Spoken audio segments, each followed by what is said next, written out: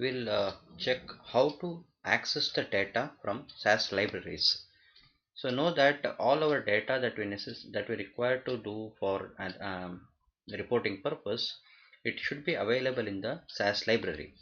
Usually we use a global statement called as libname to access the data through the libraries. So the template for this one is libname followed by library reference, a base, and the file path in the inverted comma. So it ends with a semicolon. So remember that it's a global statement. It will be out of the proc step or a data step. So the meaning of this one, it ends up like this: you create a library named as libref. So this is the name that you choose. Usually it should be alphabet starting, it could be have a number or underscore, no spaces for library references. So you can have any name that you wish, and the base represents what you are trying to get the data from. So if the base, that is if you're using a SAS table, base can be left blank, you need not enter anything. Otherwise it could be XLSX or CSV. Now within the inverted comma you have to give the file path to the files, all those SAS tables where those SAS tables are present. We'll see one example using this particular template code. Here we are. So I will open a new program, SAS program.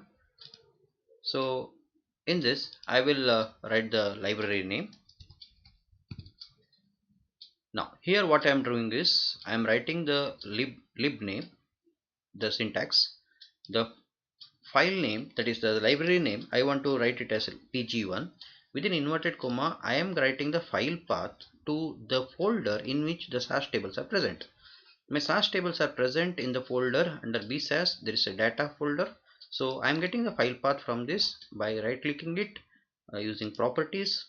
Then I have the location over here. This location I am copying it and I am placing it here within the inverted commas.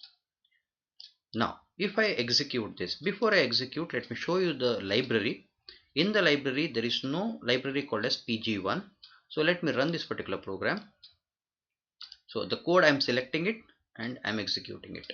Once it is executed, under log you should be able to see it is successfully assigned. So assignment should be successful.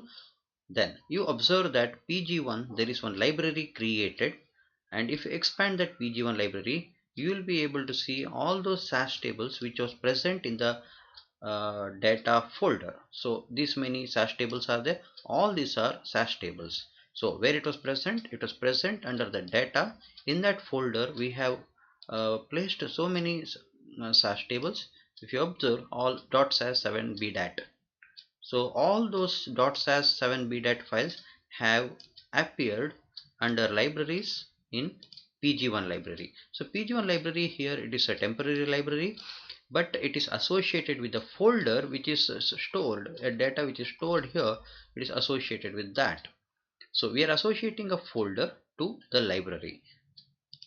Now the library over what you have here, it is useful in the sense that you can refer this particular pg1 library for all the further programming where you're calling a particular file and that you have to associate with this particular library. For example, if you are associating any data with class teachers, you have to refer it as pg1 dot class underscore teachers, or if you are using class birth date, pg1 dot class underscore birth date.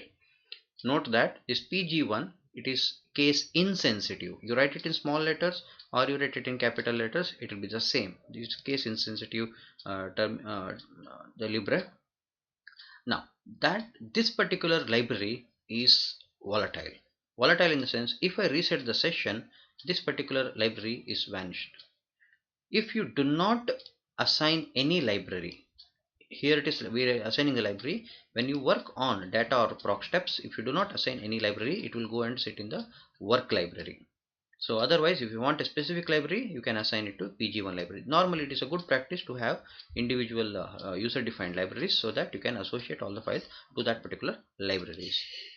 Now looking at this particular file, usually whenever you refer to libraries, frequently you will be using it. So each and every time, that is when you reset a session, when you start a new session, this library is no more, it is vanished.